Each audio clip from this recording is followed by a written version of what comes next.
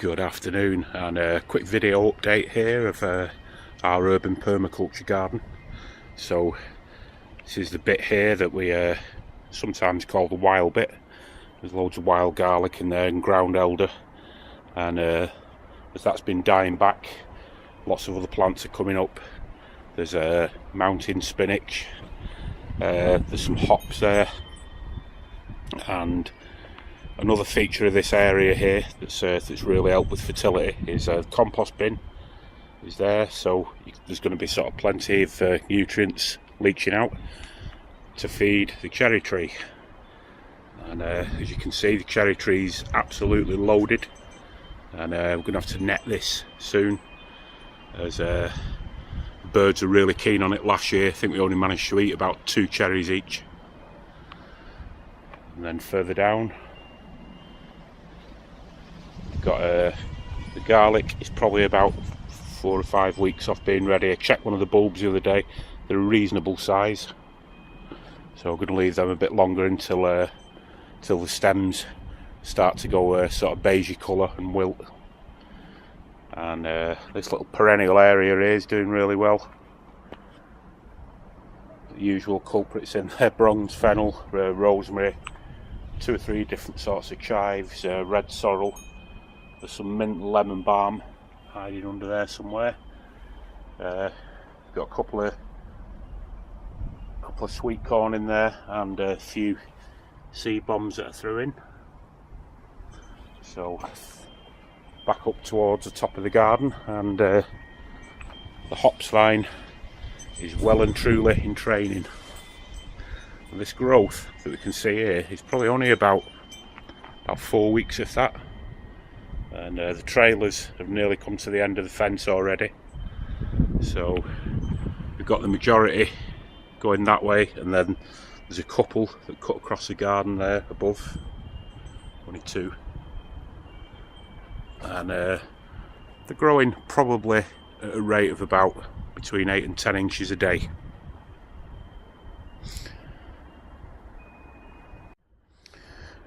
Right, so we're over at the pond area of the garden now, and plenty of activity going on in here at the moment. With the tadpoles are about to turn into frogs. There's lots of flora knocking about on the surface, and and there's one of the adult frogs there. I don't know if you can see clearly through this phone cam, and they're just chilling out at the side of the bank. And it's a great thing actually having this pond here for lots of reasons, as well as it being a habitat for wildlife and somewhere where insects can get a drink of water. It's also really useful in keeping the slug population down with the frogs, and a fairly easy pond to make. It's just a pond liner that cost about 25 quid off eBay, and it's been here now for about 10 years, and it's absolutely great having frogs here, and it's just great having the pond in the garden. And the fern that you can see in front of it there, basically that's to provide a little bit of shelter during periods when it's particularly hot, as we're south facing, so that blocks a little bit of the sun out for 2 or 3 hours during the warmest point of the day. And at the bottom of the garden we've got these ash trees, and we coppice these probably about every 4 or 5 years, and use the timber from it for a host of different things, for garden canes, for kindling for the wood burner inside, for fuel for the rocket stove outside. And going to leave them now for about another 2 or 3 years. And then over here we've got this little willow, and hops climbing up the side of the willow, and the shed of course, and they're just going for it big time at the moment. And there's plenty of bees about at the moment, although can't really zoom in on any particularly at the moment. So all's going well. We're right at the end of May 2019, and just have a quick look in the polytunnel before we sign off.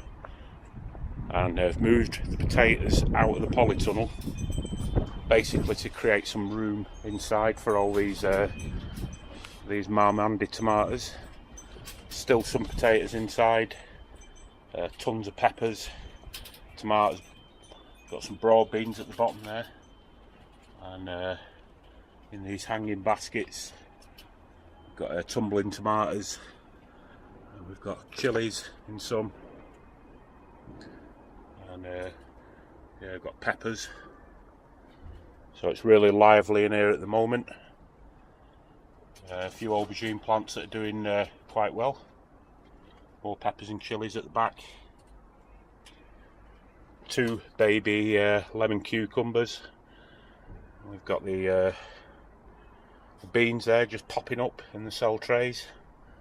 And then we've got our runner beans, which have decided this year to just run up the side of the polytunnel and up and over. It's just to make use of space really that wouldn't otherwise be used. And then finally we've got a few gooseberries coming through, and there's all sorts of different soft fruits here. They'll probably be done in about 4 weeks, 3-4 weeks.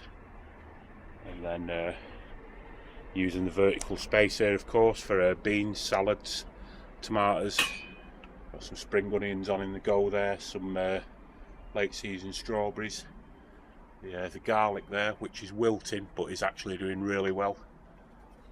And then we've got some seedlings there on top. And humongous comfrey plant down the side there, which we use for plant food. But the bees also use it an awful lot for forage, so we don't use all of it. And oh, there's a bee there. So yeah, bees just absolutely love alliums.